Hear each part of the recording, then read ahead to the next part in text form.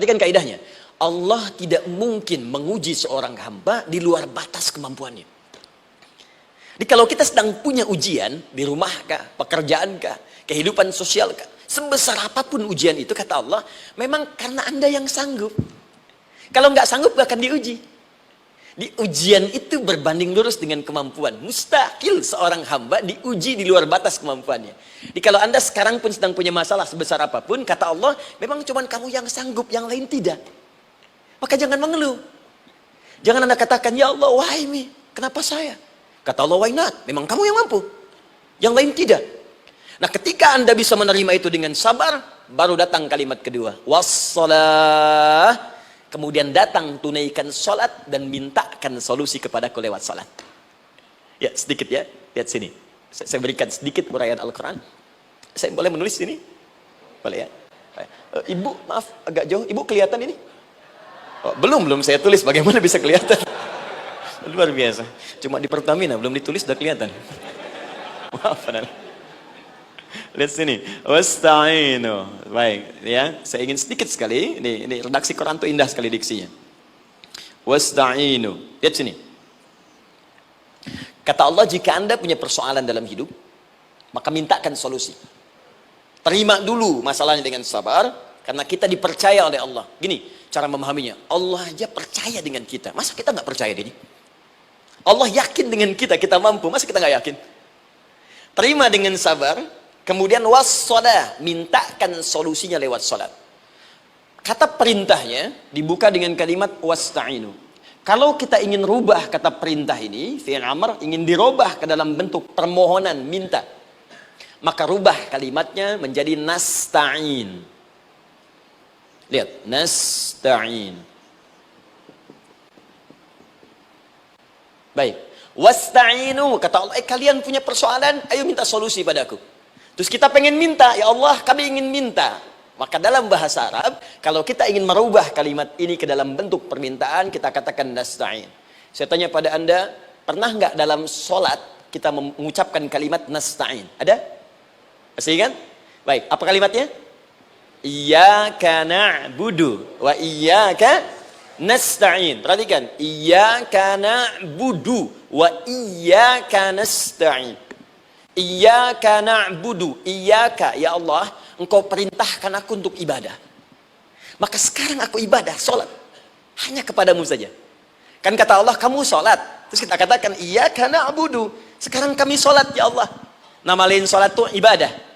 Kalau kita ibadah, na'budu. Dari mana tahunya nama lain sholat ibadah? Quran surah ke-20 ayat ke-14.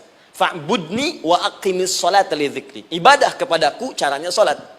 Maka saat sholat kita katakan, iyyaka na'budu. Ya Allah, engkau perintahkan aku untuk ibadah. Sekarang aku ibadah. Wa iyyaka nasta'in. Dan sekarang aku sedang punya persoalan, ya Allah. Aku punya masalah. Aku punya problem. Dan aku yakin hanya engkau yang pasti akan menyelesaikannya. Ketika Anda mengatakan, iyyaka nasta'in, perhatikan hadis qudsinya. Hadisnya qudsi.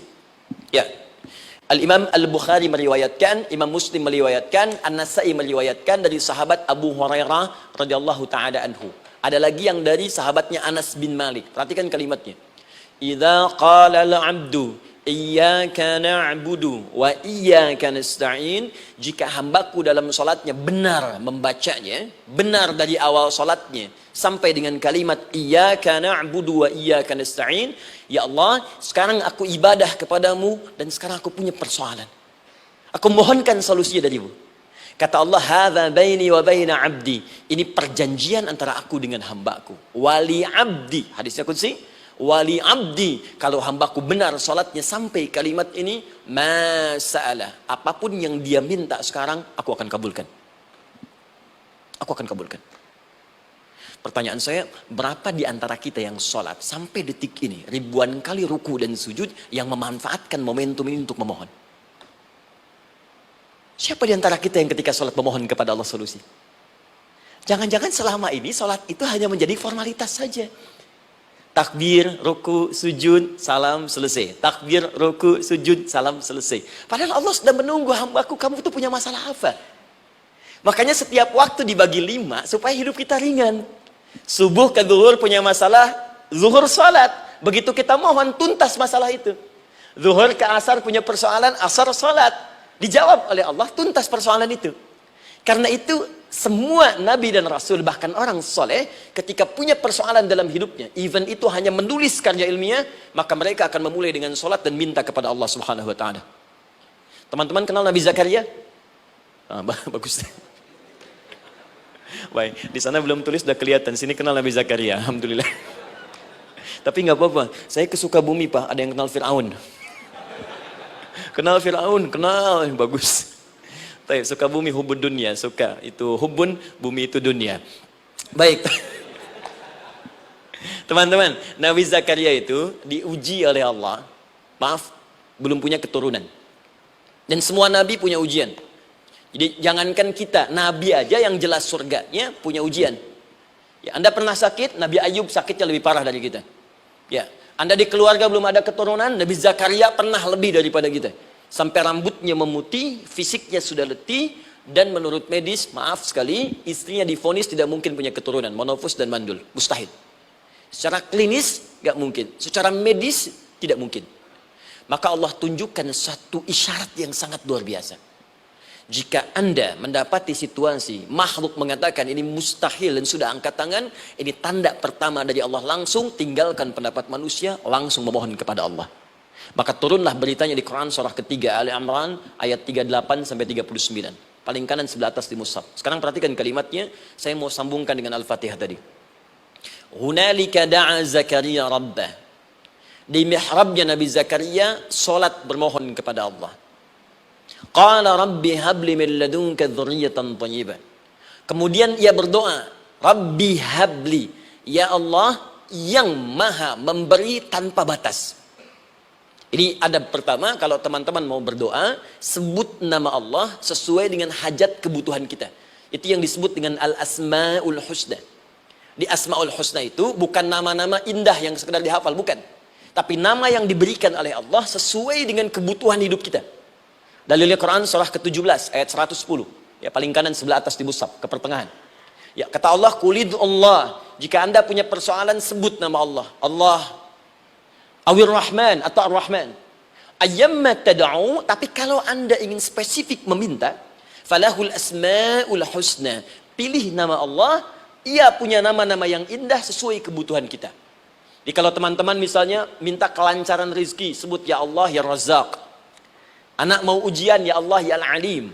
Di proyek misalnya ada hambatan, ada gangguan, ya Allah ya Al-Jabbar ya Al-Malik. Ingin mudah mengatasi ujian, ya Allah ya Sabar. Minta. Ya, jangan semuanya disebutkan, nanti jadi beban.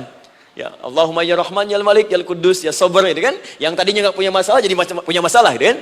Pilih salah satu.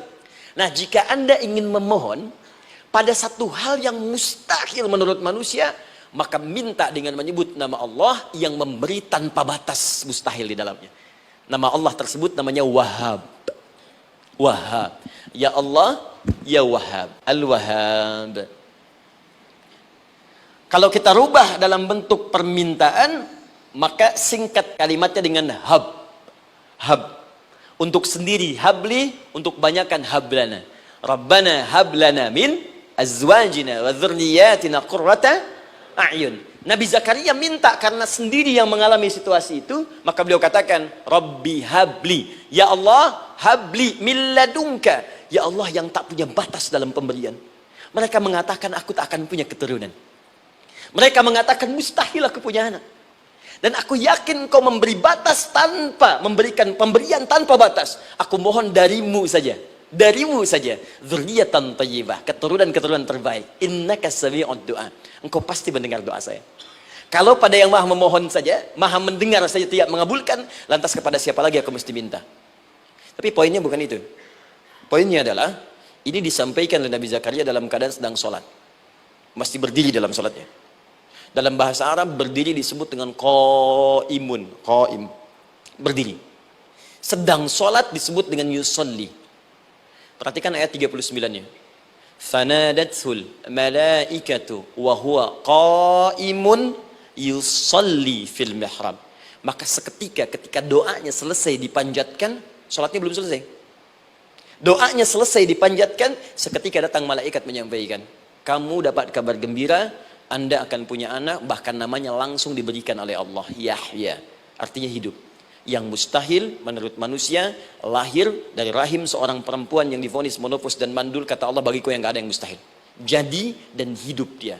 Kapan itu terjadi? Masih sholat dan belum selesai dalam sholatnya, dalam keadaan berdiri.